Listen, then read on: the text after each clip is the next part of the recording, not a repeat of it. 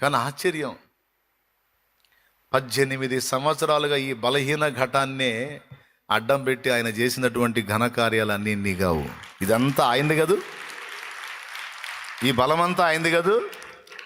నాకు తెలుసు మన దగ్గర ఏమీ లేదని, నాకు తెలుసు నా దగ్గర అంతా బుస్సేనని, ఏదన్నా జరిగింది ఏదన్నా ఉంటే ఆయన బలమేనని.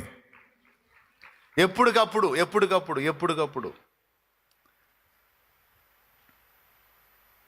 పాటలు కూడా పాడుకుని, నేను నా పాటలు దేవుడి కృప, నా పాటలు అనకూడదులే, ప్రభు ఇచ్చిన పాటలు చాలా సమాచారం ఆ పాటల్లోనే అందించుకున్నా ఆత్మీయ బిడ్డలకి. ఘనులు జ్ఞానులు ఈ లోకంలో ఎందరో ఉండగను, గణహీనుడను వెర్రివాడను నన్ను ప్రేమించితివా. ఏమున్నదయ్యా నీ కొరకు నాలో, ఏమున్నదయ్యా నీ కొరకు నాలో, బలము నీదేను యేసయ్యా, బలహీనుడను నేనయ్యా. బలము నీదేను యేసయ్యా, బలహీనుడను నేనయ్యా. ఎంచితివా దేవా నన్ను నమ్మకమైన వానిగా, నియమించితివా దేవా నీ ప్రేమకు నన్ను సాక్షిగా, నీ శుభవార్త చాటగా, నీ కార్యాలు చేయగా, నీ శుభవార్త చాటగా, నీ కార్యాలు చేయగా. Praise the Lord, praise the Lord. అందరం కలిసి చెప్దామా? గమనించండి. ఎప్పుడో కొన్ని సంవత్సరాల క్రితమే చెప్పుకున్నా, బలం ఏదన్నా నేను ప్రదర్శించానంటే అది నీది, నాదేం కాదని. నీకు స్తోత్రం ప్రభువా. ఈ మాటలో గొప్ప ఆదరణ ఉంది ప్రియులారా, గొప్ప నిరీక్షణ ఉంది. దేవుడు మన పట్ల ఎంత శ్రద్ధ కలిగి ఉన్నాడో ఆ రహస్యం బట్టబయలవుతుంది. కొన్నిటిని దేవుడు మనకు నియమించున్నాడట, కొన్నిటిని దేవుడు మనకు నియమించున్నాడు. వాటిల్లో మొట్టమొదటిది, ఎప్పుడు శక్తిహీనమైతే అప్పుడు శక్తితో నింపబడటానికి దేవుడు మనకు బలము కలుగా నియమించాడు అనే ఒక మాట. రెండవది, మనకు కృపను కూడా నియమించాడట. ఆయనే లేఖనంలో చెప్పాడు, కృపను కూడా మనకు ఒక సైనికుడిలాగా అడ్డం పెట్టాడు. బలం ఒక సైనికుడు. ఏమైనా అర్థమవుతుందా నేను చెప్పేది? ఏం స్పందించట్లా మీరు? అర్థమవుతుందా? ఒక సైనికుడు, మనకి ఒక అధికారికి సైనికుడు ఎలాగైతే ఎనీ టైం లైన్లో ఉంటాడో, నాకు నీళ్ళు అయిపోయినప్పుడల్లా నేను నీళ్లు తాగటానికి నీళ్ల కుండ ఎలా రెడీగా ఉందో, నీకు బలము తరిగిన ప్రతి వేళ నీలో మళ్ళా బలాన్ని నింపటానికి దేవుడు ఆ బలం ఇచ్చేటువంటి సాధనాన్ని, ఒక సాధనాన్ని ఎప్పుడు నీకు అటాచ్ చేసి ఉంచాడు.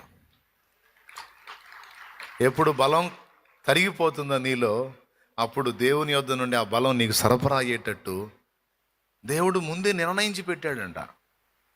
ఇది ఆశ్చర్యంగా లేదా మీకు?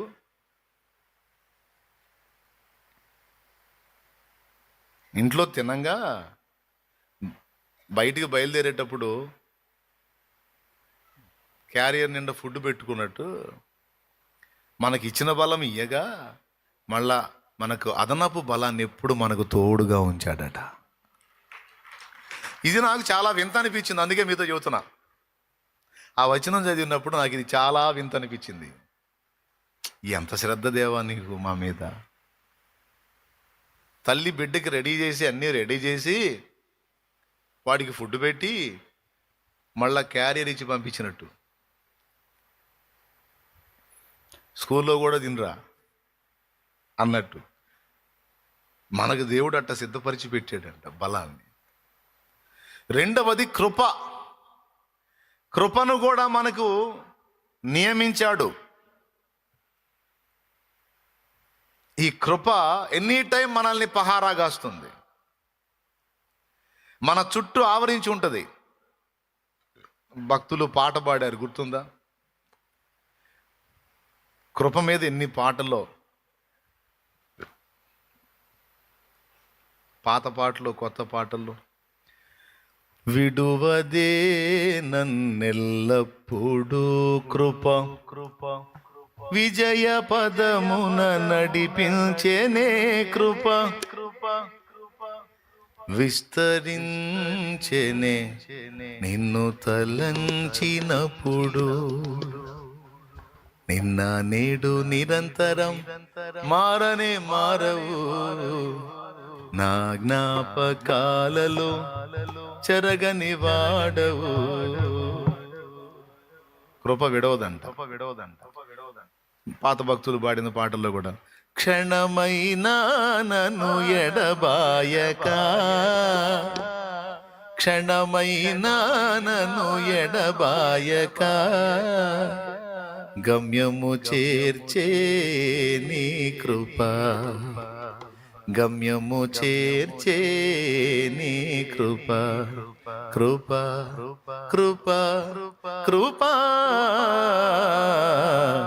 యేసుని కృప, ఎరుగని రీతిగా నన్ను దర్శించే నీ కృప. దేవునికి మహిమ. అంతం వరకు నడిపించింది నీ కృప, క్షణం కూడా నన్ను ఎడబాయదయా.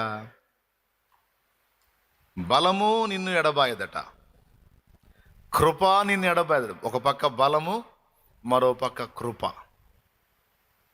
ఇంతేనా నియమించాడు? ఇంకా ఏమైనా నియమించాడా?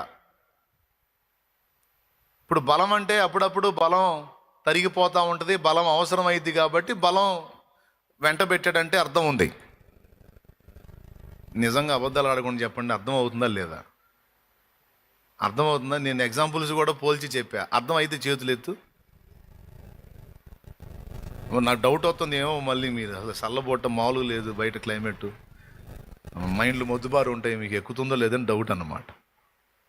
ఎక్కుతుంది కదా హృదయంలోకి? రైట్. మొట్టమొదటిది బలము ఒక పక్క మనకు సపోర్ట్గా నిలిపాడు, మరో పక్క కృపను మనకు నియమించాడట. దేవుని పిల్లలమైన మనకు అద్భుతమైన ఆస్తిగా లభించింది దేవుని కృప.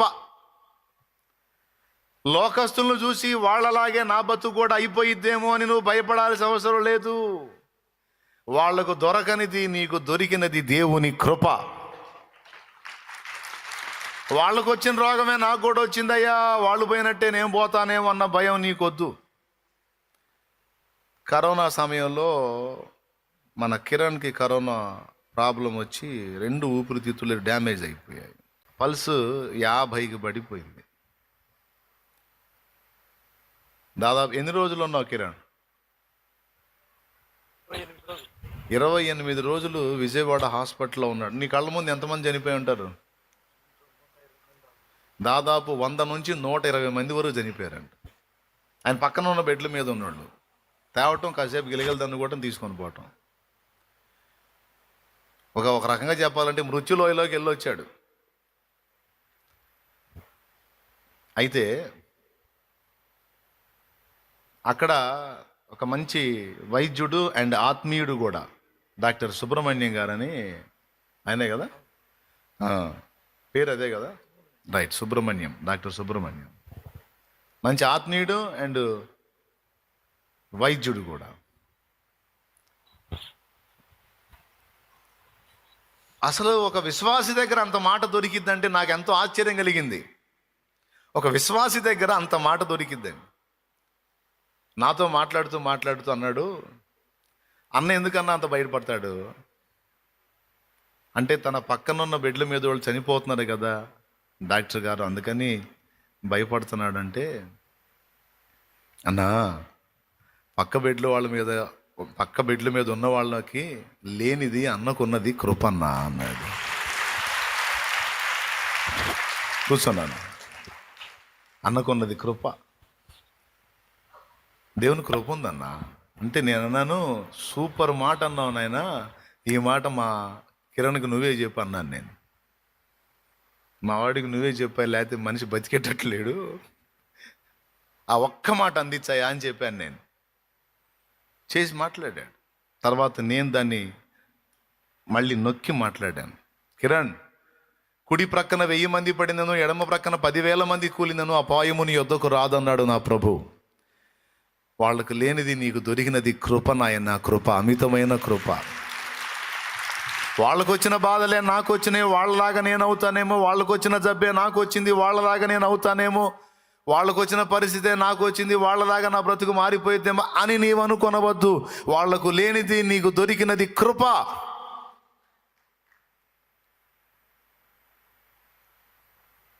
ఎట్లా దొరికింది? పేదవాడికి పెన్నిది దొరికినట్టు దొరికింది కృప. నీ కృప నాకు చాలును, నీ కృప లేనిదనే బ్రతుకలేను, నీ కృప లేనిదనే బ్రతుకలేను. ఫస్ట్ చరణం ఏందండి? జలరాశులన్నీ ఏకరాశిగా నిలిచిపోయెనే నీ జనుల ఎదుట,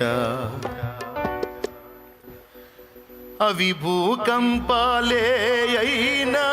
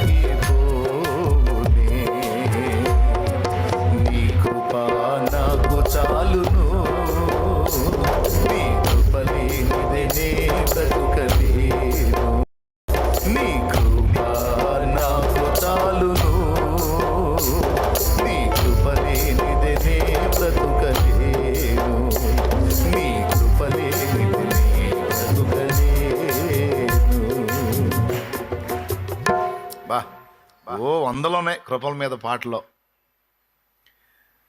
కృప పొందినోళ్ళు, కృప పొందినోళ్ళు 2 వర్గాలు ఉన్నారు ప్రజలు. కృప పొందినోడు నీళ్లలో సముద్రం 2గా చీలితే ఆ చీలిన మధ్యలో గుండా కృప పొందినోడు వెళ్తే నీళ్ళు ఏం చేయలే. కృప పొందినోడు దిగితే ముంచి పెట్టింది. స్తోత్రం. వాడికి వీళ్ళకి తేడా అయింది? ఐగుప్తు రాజైన ఫరో సైన్యానికి, ఇశ్రాయేలు సైన్యానికి తేడా అయింది. వీళ్ళకు కృప దొరికింది, వాళ్ళకు కృప దొరకలా. ఆ కృప ఏం చేసిందంటే జలరాశిని కూడా 2గా విభజించి వాళ్ళకు దారిచ్చింది కృప.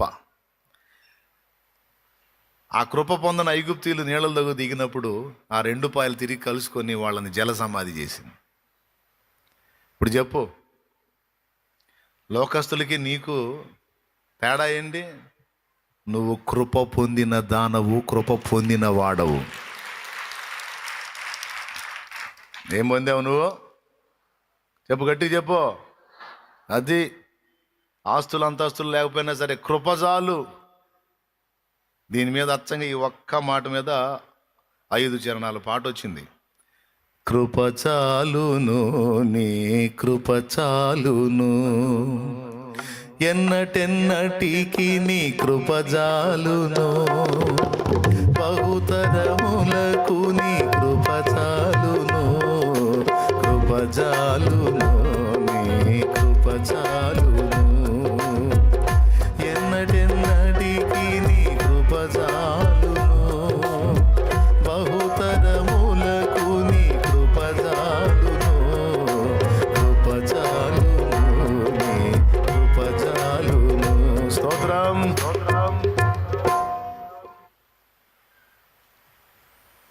ఓకేనా? ఏమి నియమించాడు మనకి? ఫస్ట్ అంత బలహీనంగా చెబుతారు ఏందండి? కనీసం బలం అండి, ఆ పదం పేరు బలం అండి. బలంగా పలకండి. ఏం కలుగా నియమించాడు? ఎప్పుడెప్పుడు నియమించాడు? నీ బలహీన వేళ్లలో దేవుడు తన బలమును కలుగా. నీకు దగ్గరలో పెట్టాడా దూరంగా పెట్టాడా బలాన్ని? చెప్పు గట్టిగా. నీకు సమీపంగా ఉందంతే. రెండోది ఏమి నియమించాడు నీకు? కృప. కృపగలుగా నియమించాడు. బలం అంటే అప్పుడప్పుడు అయిపోయిద్ది కాబట్టి ఎనికిడు మన వెంట ఉండాలి. కృప ఏమన్నా అయిపోయిద్దా? మరి కృప ఎందుకండి వెంట? దావీదు కూడా అన్నాడు, నా బ్రతుకు దినములన్నీ కృపాక్షేమములే నా వెంట. ముందు నడుస్తుంది కృప, వెనక నడుస్తుంది, చుట్టూ ఆవరించింది కృప. ఎందుకు కృప? కృప కూడా తరిగిపోయిద్దా ఏంది మళ్ళీ మళ్ళీ నింపుకోవడానికి? మరి కృప ఎందుకంటే ఒకసారి దొరికితే చాలదు కృప. కృప కూడా రెగ్యులర్గా మనం వెంటబడి రావాల్సిందేనా? తప్పదు ప్రియులారా, తప్పదు. కృప కూడా నిత్యం అవసరమే మనకి. ఎందుకంటే ఈ జీవన యానంలో ఏది పొందాలన్నా ఆయన కృప కావాలి. ఏం కావాలి?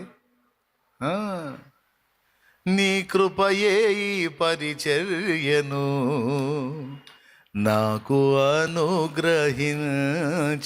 ఒక వ్యక్తి, ఒక భక్తుడు పరిచర్య పొందాలంటే కృప కావాలి.